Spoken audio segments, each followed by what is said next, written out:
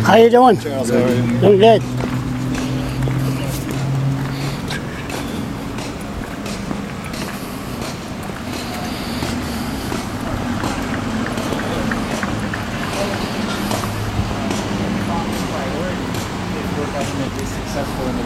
Oh, I think we've made it very clear that resource development, a pipeline to St. John, shale gas development, all of those things have consistently been a priority of our party. They were when we were in power, and there was a buzz. When we were in power, there was a buzz around this pipeline. We need to get that buzz back. Were you surprised to hear this announcement last night? Look, I'm disappointed. I'm disappointed to hear this announcement, but I don't think that we need to panic just yet. We need to get the whole thing back on track. We need to work together as a provincial community to make sure that it is. This is a tremendous opportunity. This is the safest way to transport oil in this country. And, quite frankly, if we look right now, it's what's going on in the Gulf of Mexico with hurricanes. And having a refinery with more capacity, which this could eventually lead to, on the Bay of Fundy in a cold water environment is a lot safer for the North American environment than anything else that we've got out there right now. So we still are strategically placed in the world for emerging markets. We've got a deep water port. We've got a cold Bay of Fundy that makes it much safer than in other areas where we have refinery capacity in North America. We need to get onto this. We need to make sure that we seize this opportunity and don't let it go. Last year, the hearings, they stopped once they left our province. Now, as you mentioned, they're on hold. Why do you think it is that this project is being met with such resistance and is so hard to get, maybe not off the ground, under the ground? I don't understand why there isn't a greater sense of urgency, and I think the fact that there isn't a sense of urgency has led to this. I think that I hear that this current government on various energy projects talk about the lack of social license. Quite frankly, they seem to be fast-tracking everything when it comes to marijuana production, but when it comes to resource development in our province, it's like, whoa, no, let's put the brakes on that. It's the economy here, guys, and we've got to get people back to work. We've got to create an environment where people aren't heading out west, and there has to be a sense of urgency that I don't see at the moment.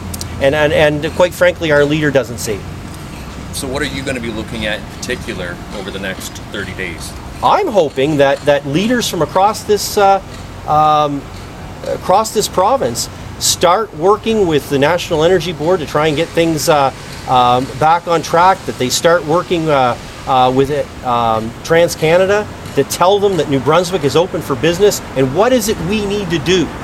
What is it we need to do to get this back on track? What will calm their nerves at this point so that we don't end up 30 days from now and still be where we're at right now? Anything else you want to mention Nope. on the topic? I think we're good. So what do you think of Brian Gallant is going to represent St. John? Look, I think that we need an elected member from St. John to represent St. John. I think that's clearly what I'm hearing from people across the city. And quite frankly, we have two very capable ministers in southern New Brunswick with Minister Doucette and Minister Ames that could have been the regional minister for the area. So this is nothing but more than electioneering, Charles, and people shouldn't see it as anything but that. Do you think he could learn from what Bernard Lord did with Michelle Houghton? You remember that in 2005? Bernard Lord, you were there, spent about $20 million, promises and all that. You think the St. Johners could be fooled? They weren't fooled the first time. Can they be fooled this time? Or? Look, I think St. Johners want an elected member. I think they've always wanted an elected member in their cabinet. I don't think that's changed. I think that's been their historic position, and I think it always will be their position. So you're trying to say, just like a senator, I don't pay attention to senators. First be elected, then we might listen to what you got to say. I'm talking about a member of the Legislative Assembly representing the area at the cabinet table. It should be somebody that was elected by the people in the area. Do you think really the energy pipeline would have went through Quebec? Look, I think we need to do everything that we can to work with Quebec and everyone else to make sure that we bring this country together and have a pipeline that goes from one end of the country to the other that's good for the Alberta economy and is good for the St. John economy and the New Brunswick economy. You sound like somebody that's ready. You're going to re-offer, right? Just the way you're talking. Boom, Well, boom, I'll tell boom. you what I want, Charles.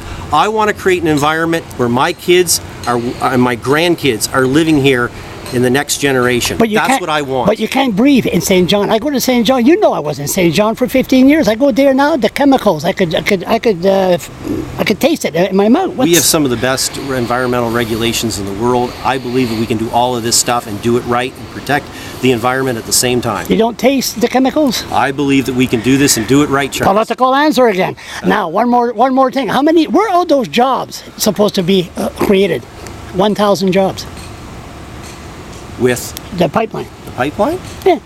Look, the opportunities building a pipeline are the spin-offs in terms of greater capacity at the refinery, Charles, our own energy security.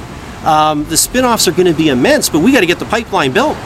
So you're saying that people, or Mr. Irving, going to hire more people, the pipeline, they're going to create this huge workload. Absolutely, and it sends a message to the rest of the world we're open for business. And you don't live in La La Land.